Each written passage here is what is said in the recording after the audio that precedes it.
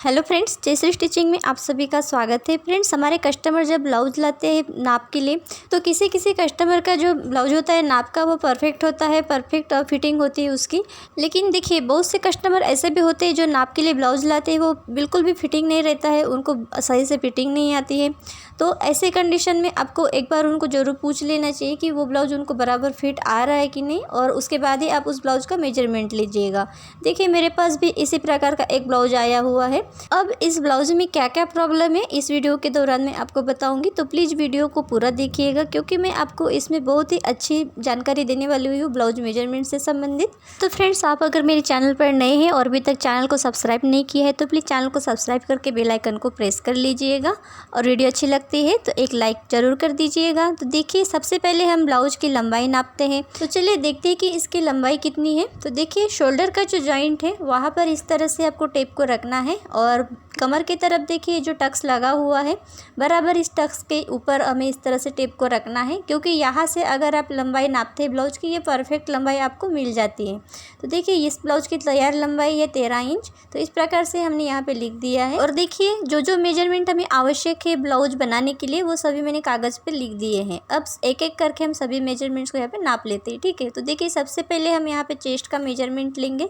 तो देखिए, आपको एक बात ध्यान में रखना है कि आप जब भी चेस्ट का मेजरमेंट लेंगे तो आपको दोनों हिस्सों को यहाँ पे नापना है। तो देखिए, सबसे पहले हम इस हिस्से को नाप लेते हैं। तो ये काज पट्टी वाला हिस्सा है, तो इसको पकड़ेंगे तो इस प्रकार से यहाँ पे नापेंगे तो ये 10 इंच है, और इस तरफ भी हम इसको नाप लेते हैं। तो इस प्रकार यहाँ पर देखिए इस तरफ भी ये 10 इंच आ रहा है। इसका मतलब ये जो ब्लाउज है ये 40 इंच चेस्ट का ब्लाउज है, और 40 का ये फोर्थ पार्ट है 10 इंच। तो देखिए, इस प्रकार से जब भी आप चेस्ट का फोर्थ पार्ट नापेंगे तो दोनों भागों में जो है ये बराबर सेम आना चाहिए। तो देखिए, ये यहाँ पर भी बराबर 10 इंच है, और इस तरफ भी हमने नापा था तो ये भी बराबर यहाँ पे ये फोर्थ पार्ट इसका 10 इंच है 40 का।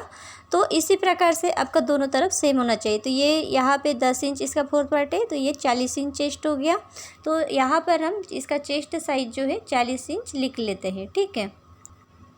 तो देखिए, इस प्रकार से हमने यहाँ पे चेस्ट का मेजरमेंट लिख लिया। अब बारी आती है कटोरी की, ठीक है। तो देखिए, कटोरी का हम यहाँ पे मेजरमेंट लेंगे। तो अभी देखिए 40 इंच चेस्ट साइज है तो उसके हिसाब से कटोरी भी कितनी होनी चाहिए इसके बारे में हम बात करेंगे। तो देखिए, इस ब्लाउज़ में कटोरी की जो ये चौड़ाई है हम इसको नाप लेते हैं कि ये कितना है, ठीक है। तो देखिए, इस प्रकार से टेप रखेंगे बराबर। ये जो काज पट्टी बनी है वहाँ पर इस तरह से टेप को रखना है बराबर मिला के। और देखिए, इसकी कटोरी की जो चौड़ाई है वो कितना है, तो ये 5.5 इंच है। अब देखिए, 40 इंच चेस्ट है और कटोरी की चौड़ाई यहाँ पर 5.5 इंच है, तो ये बराबर नहीं है, क्योंकि देखिए 5.5 इंच कटोरी की चौड़ाई हम 36 इंच 38 इंच इस साइज़ में लेते हैं। 38 इंच में भी हम कभी कभी 5.25 इंच की कटोरी ले लेते हैं। लेकिन देखिए, इस ब्लाउज़ में चेस्ट के साइज के हिसाब से कटोरी की जो चौड़ाई है नीचे की तरफ बहुत ही कम है।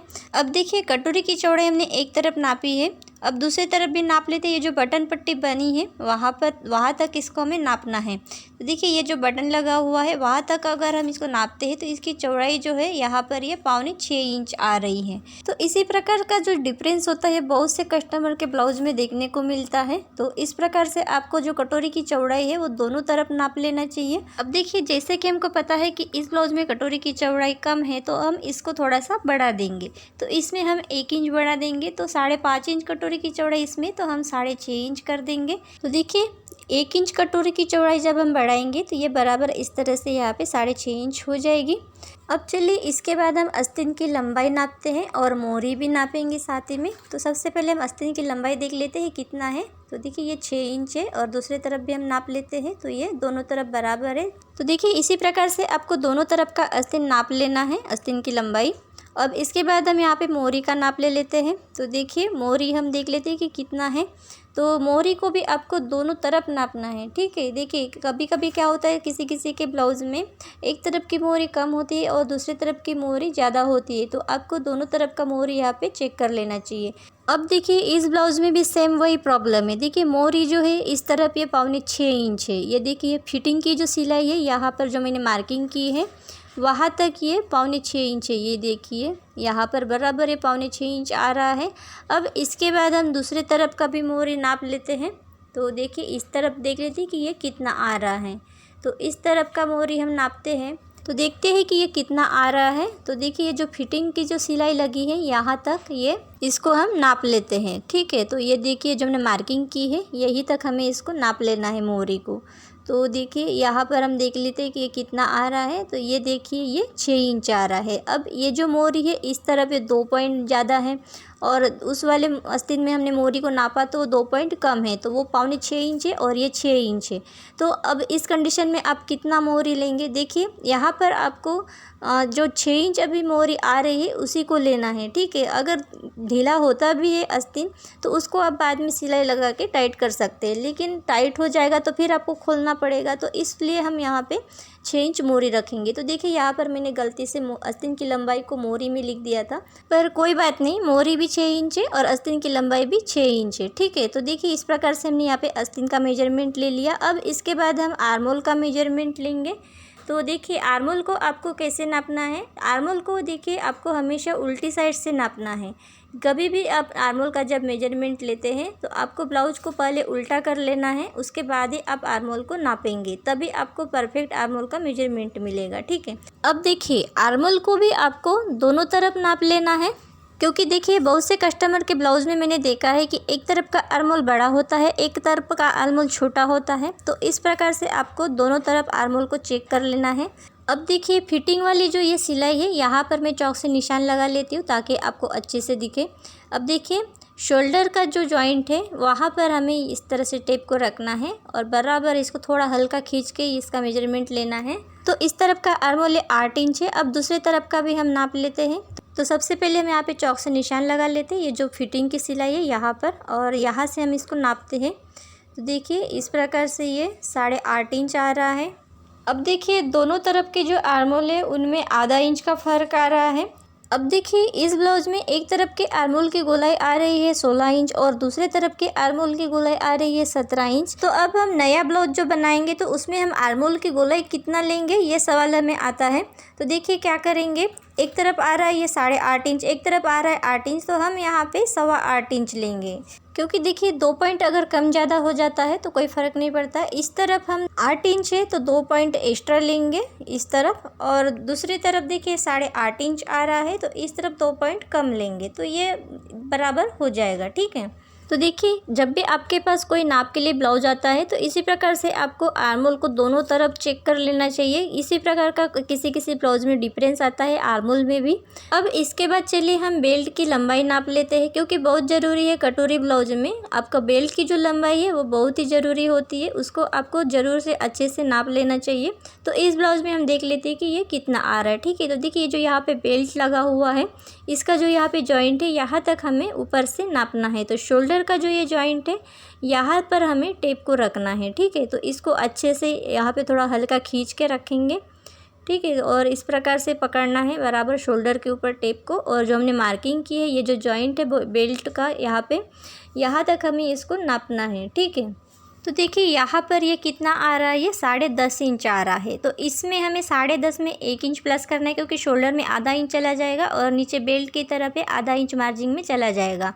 लेकिन देखिए इस ब्लाउज़ में हमें इस लंबाई को भी बढ़ाना है, क्योंकि देखिए मेरी कस्टमर की डिमांड पे मुझे यहाँ पे आधा इंच ब्लाउज की जो लंबाई है उसको बढ़ाना है। तो यहाँ पर हम इस बेल्ट की जो लंबाई है यहाँ पे इसको भी बढ़ाना है।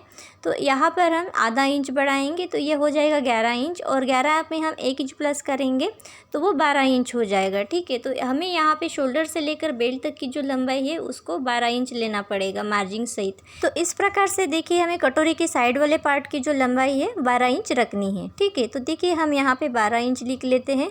तो देखिए ब्लाउज की जब हम कटिंग करेंगे तो बेल्ट की मार्किंग हम 12 इंच पर करेंगे। अब इसके बाद देखिए एक बार हमें बेल्ट की चौड़ाई भी यहाँ पे नाप लेनी चाहिए। तो देखिए इस तरह से हम यहाँ पे बेल्ट की चौड़ाई नाप लेते हैं। तो ये यहाँ पे देखिए कितना आ रहा है, ये दोनों तरफ 2-2 इंच आ रहा है।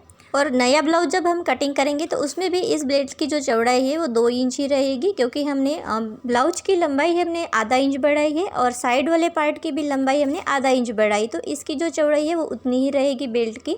अब देखिए हुक पट्टी से लेकर टक्स तक की जो ये चौड़ाई है इसको भी आपको नापना है, क्योंकि देखिए यहाँ पर हम चेस्ट का 10वां हिस्सा लेते हैं और 40 इंच चेस्ट है। तो यहाँ पर ये जो चौड़ाई है ये 4 इंच आनी चाहिए। तो यहाँ पर ये सिर्फ 3 इंच आ रही है।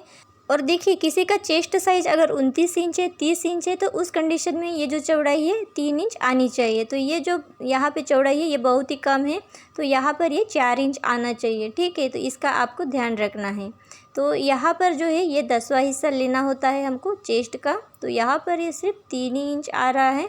लेकिन अब हमने जो कटोरी की जो चौड़ाई बढ़ाई है उसमें ये बराबर आ जाएगा। तो ये हमने जो 6.5 इंच कटोरी की चौड़ाई ली है उसमें ये बराबर चेस्ट का यहाँ पे 10वां हिस्सा 4 इंच बराबर आ जाएगा।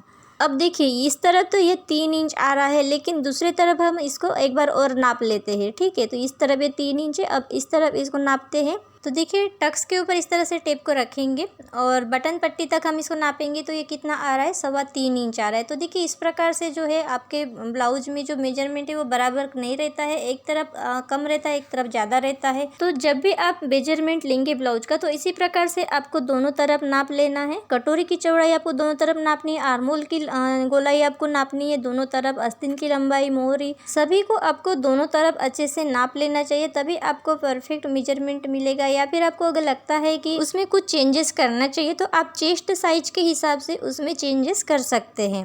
तो इसी प्रकार से आपको ब्लाउज का मेजरमेंट लेते समय इन बातों को ध्यान में रखना है। तो आज की वीडियो आपको कैसे लगी प्लीज़ कमेंट बॉक्स में कमेंट करके बताइएगा। और आज के वीडियो में बस इतना ही, मिलते अगली वीडियो में। Thank you.